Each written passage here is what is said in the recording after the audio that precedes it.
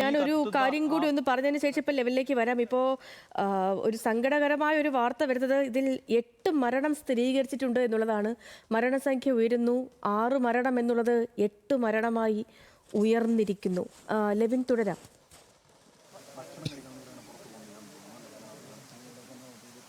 സേതു, മരണസംഖ്യ ഉയരുന്നു എന്നുള്ളത് തന്നെയാണ് ഞെട്ടിപ്പിക്കുന്ന ഒരു വിവരം. 8 മരണമായി മാറിയിരിക്കുന്നു. ഇനിയും മരണസംഖ്യ ഉയർന്നേക്കും എന്നുള്ള സൂചനകൾ തന്നെയാണ് ലഭിക്കുന്നതും അവിടെ നിന്ന് പരിശോധനകളും മറ്റും നടക്കുന്നതും. നിലവിലെ സാഹചര്യത്തിൽ ഇപ്പോൾ നമുക്ക് ലൈവ് ദൃശ്യങ്ങൾ കാണാൻ കഴിയും. ആ തീ കത്തുന്ന പ്രദേശത്തേക്ക് ഫയർഫോഴ്സ് എത്തിയിട്ടുണ്ട്. ഫയർഫോഴ്സിന്റെ സംവിധാനങ്ങൾ അവിടെ എത്തി അവിടെ പമ്പ് ചെയ്ത് വെള്ളം തീ അണയ്ക്കാനുള്ള ശ്രമങ്ങൾ അവിടെ നടക്കുന്നുണ്ട് എന്നുള്ളത് തന്നെയാണ്. ആ ദൃശ്യങ്ങൾ നമുക്കിപ്പോൾ തന്നെ കാട്ടിത്തരാൻ കഴിയും.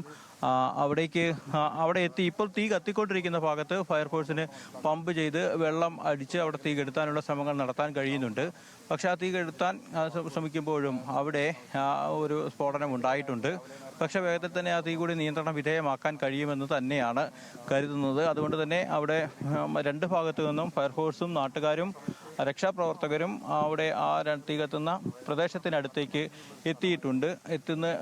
അതോടൊപ്പം തന്നെ അവരവിടെ ഒരു കൂട്ടം ആളുകൾ അവിടെ തിരച്ചിൽ നടത്തുകയാണ്. അവിടെ ചിതറിത്തെറിച്ച മൃതദേഹാവശിഷ്ടങ്ങൾ തന്നെയാണ് അവിടെ നിന്നും അവർക്കവിടെ ചാക്കുകളിലേക്ക് പെറുക്കിയിടാൻ കഴിയുന്നത്, അല്ലെങ്കിൽ പെറുക്കി കൂട്ടാൻ കഴിയുന്നത് എന്ന് തന്നെയാണ് നമുക്ക് കാണാൻ കഴിയുന്നതും മറ്റുമായിട്ടുള്ള കാര്യം.